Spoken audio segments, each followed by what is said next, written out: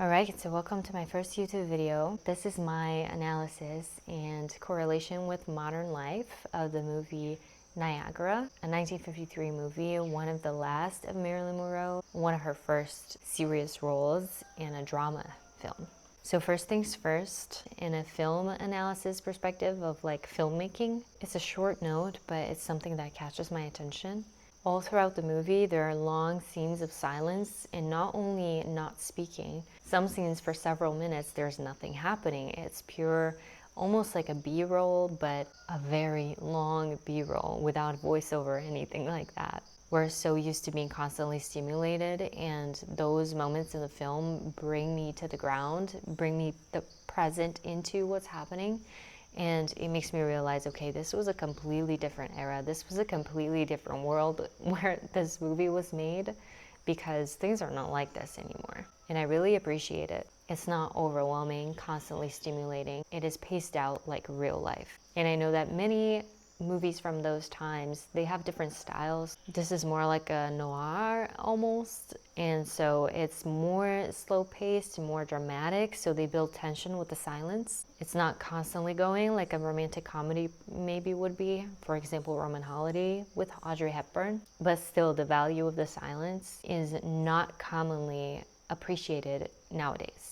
Also, another thing in the filmmaking aspect, not so much the film itself or the filmmaking itself as technique, but placement in history.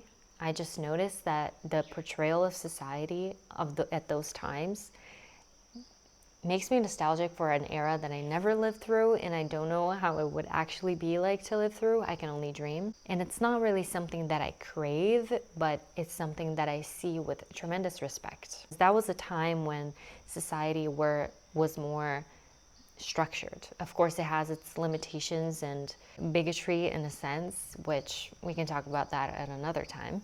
But everybody in society, at least in a certain class, right, or most people, were expected to act a certain way and respond to you in a certain way. So you had something that you could expect of other people, and you didn't have to worry about it.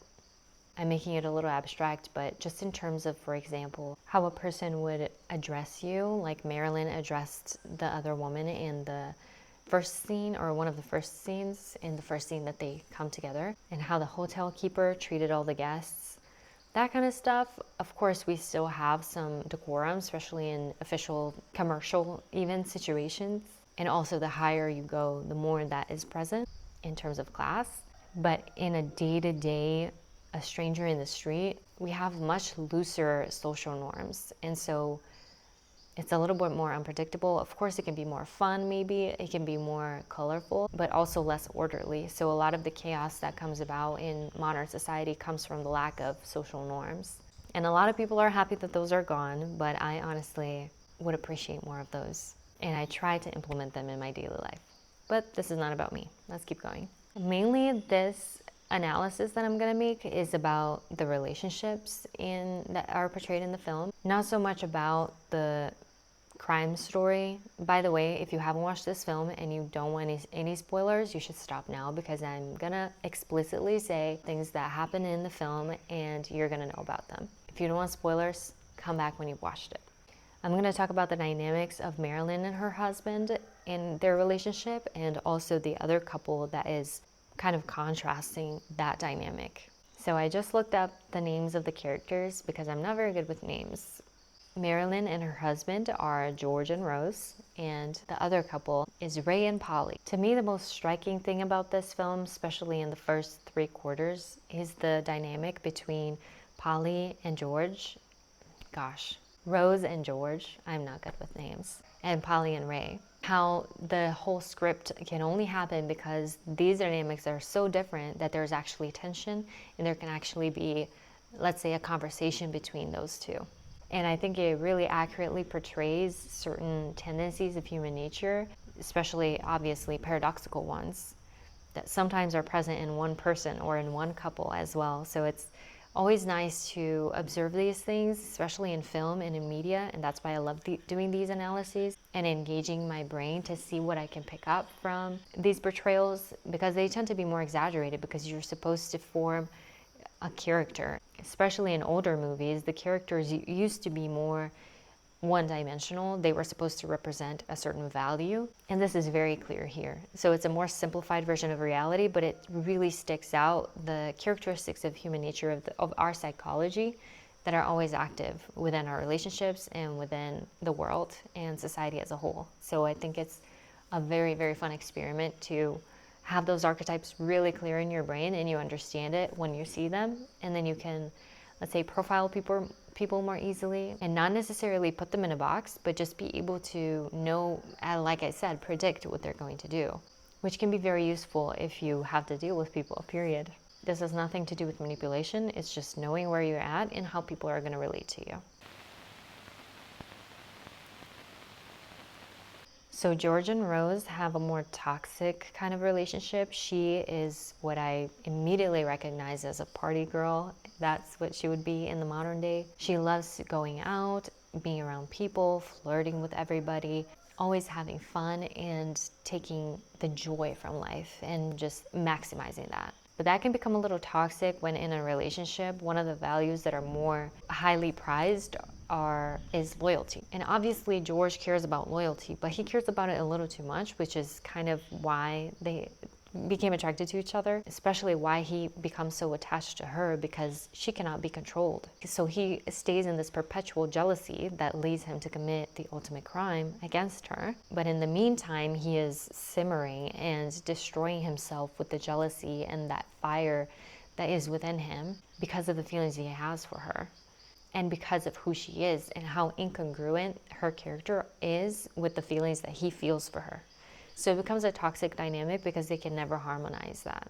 As opposed to Polly and Ray, Polly is a perceptive woman. She is determined, but not overly.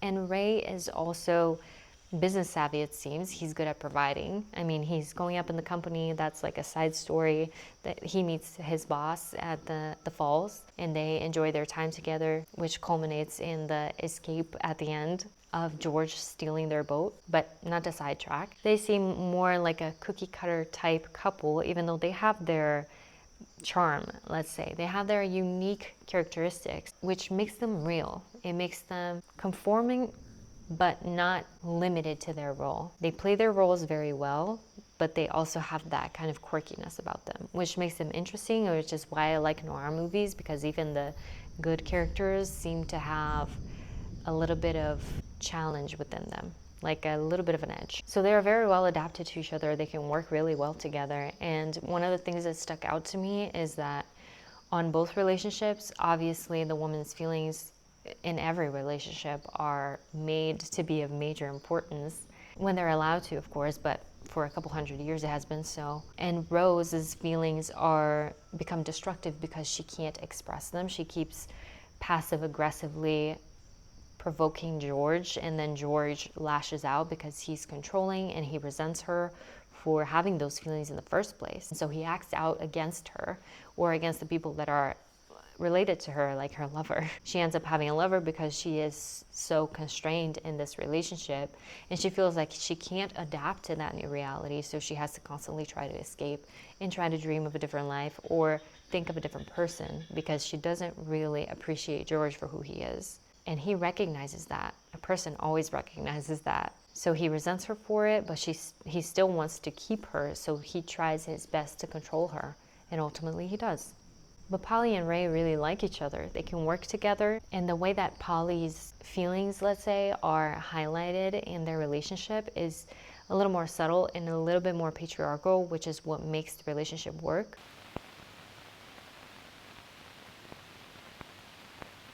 And at the same time, the film itself sends a subliminal message of, the woman is not being listened to, but she's actually right. I think this is what became the feminism of, let's say, the early 2000s. That's what I grew up hearing about. That's what my mom always told me. The woman has a sixth sense that is very acute, and the man is very logical, so he usually connects those dots logically, and that is very valuable. But the message that keeps being sent is that, okay, he's not listening to her, but she's actually right, which is a little misleading because she's obviously not always right. That is the message that gets sent regardless, and that's why part of feminism has become very toxic because men not listening to women because they think they're being emotional has become a trope instead of being seen for what it is, which is men are just trying to apply that to their logical view of the world.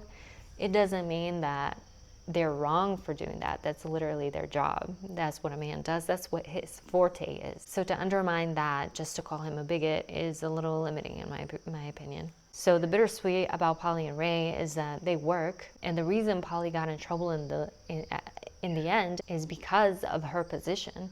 Whether literally her position that was assigned to her by another even more powerful man to go and get something from the store and then she went back to the boat by herself, or because of her position in the sense that if Ray hadn't put her down so much, she would have been heard, and maybe George would have gotten in trouble when he should have before he even killed Rose. So overall, the message is true, but it also has a little bit of bitterness, or at least the seed for bitterness underneath. Especially because Ray is portrayed as this kind of goofy, clueless kind of guy, even though he can be very efficient at his job. He doesn't seem to be efficient in social situations, which I honestly think is an accurate representation of most men. They are not very socially intelligent or clever, so they don't pick up on cues, they don't take things seriously when they should, or they dismiss things too quickly or maybe too early. My example, real life example of a man that doesn't only listen to a woman because she's a woman and because women should be listened to at all times, but does listen to anybody that says something that might be true and might be reasonable, and then evaluates that in the whole picture and then sees, okay, is this actually happening or not? That is, for example, portrayed in the police officer that she first contacted. But he only carried that out because he had the duty. So the husband maybe lacked some sense of duty in protecting his wife or his community, not just Rose actually, but society in general, because society in general is affected by people like George. So I would have to know more about film, or just have watched film more and know also more about marketing and propaganda, let's say, to see exactly where this is placed in the whole development of American society, because I am very aware that ever since women became a market to target, which is when they entered the workforce and they had more of a say in their homes and in their lives and in their country, more messages catered to women started to come up in television and film, as well as, of course, advertisements, which we all know about. I think I have the impression that this started around the 40s, after the World War especially, when women were already much more strongly in the workforce, and men were kind of debilitated by the war, whether it's physically, psychologically, or just morally. And whether that was planned or not, we can talk about that another time, or you can look that up yourself. It happened, so it's always worth it to pay attention when you're watching a piece of media, that you know the historical context in which that was brought up and created and designed for, because even though it may seem like a cute story and it may elicit emotions in you, it's not completely the pure raw creation of an artist. There were producers and directors that had a certain agenda, and they used the art to transmit that message that they wanted to transmit. And then they used superstars and other factors to pump energy into that idea and multiply it into the society that they want to influence. So that propaganda awareness is always something that you should keep in mind when watching any kind of movie or social media or any video, or anything that seems to be just entertainment is never ever just entertainment. As they say, art is political, whether you like it or not.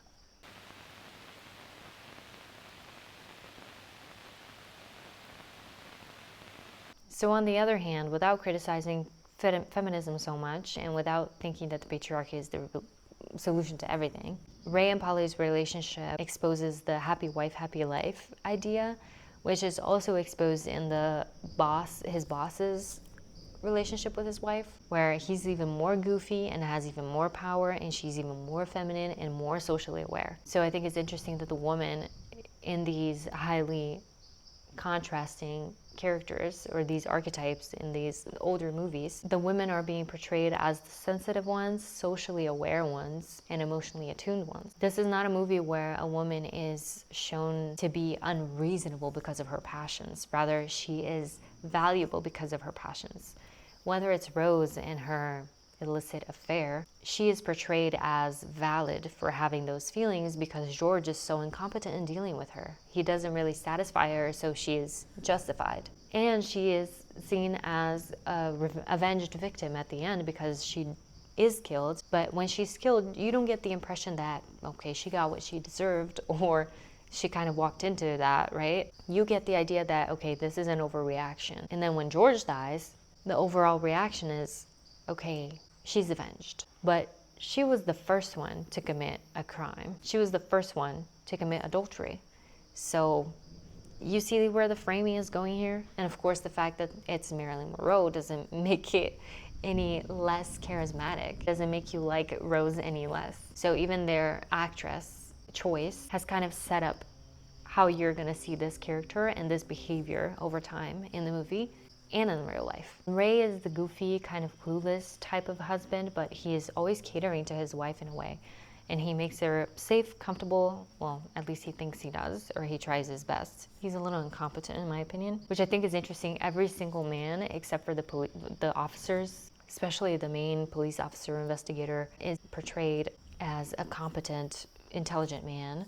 All the others are portrayed as incompetent. George with not being able to satisfy Rose and not being able to adapt to who she is and the kind of life she wants for herself. And Ray not listening to Polly and not really being able to protect her ultimately because she almost died. So I feel like this movie, even I really love it, and I'm not so much of a feminist at all, and we can talk more about that another time as well. It has kind of like that underlying propaganda as I see it, because that was the way society was going, and media was just kind of like pushing everybody in that direction. Especially in 1953, it was already like 10 years since you've been working, and now you want to be validated for your whims and desires of being a woman, and that culminated in the 60s. But anyways, back to the movie.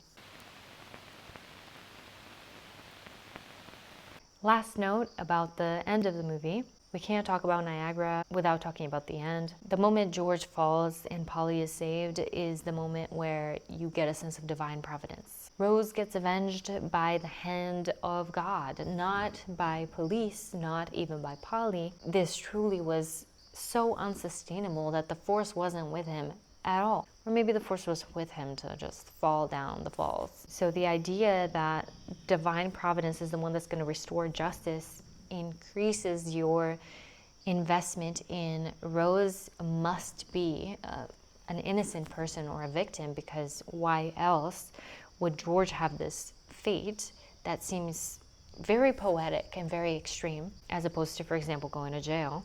This is a sense like we saved the damsel. Even though she's dead, we saved her honor. So I think that's like a valuable message, but at the same time, she was toxic, he was toxic, it was a toxic dynamic, so we probably shouldn't put too much weight into it, but I feel like we're kind of led that way by the way that the narrative went, with George being ultimately cut from life from above. Now that I think about it, it's very poetic that they had such a turbulent relationship, and of course he goes into turbulent waters. He doesn't have enough fuel to get to the other side, to get saved, or even to escape. And Polly is immersed in this turbulence. She got too involved in their dynamic. Now she's in the same boat, literally. And then she's saved by divine providence, and he falls down his own despair that was formed by the toxicity of his own relationship, or the torment of his own emotions. So he is drowned by his own inner waters. Isn't that poetic? So on the negative note, we can see how a toxic dynamic is being a little bit forgiven just because of appeal of a woman. But at the same time, in that, there is the truth that women are valuable even if they are unruly. So even outside of a healthy cookie cutter dynamic, you can see that you place so much value in Marilyn, not just because she's a star, but because her beauty and her charm and her feminine guile is valuable within itself. And that is a truth of life that nobody can deny. That woman is just so magnetic that she's protected, even when she's wrong. Thank you for watching. I hope you enjoyed this. And I hope you have fun watching the movie if you chose to watch this before. I'll see you in my next video. That was fun.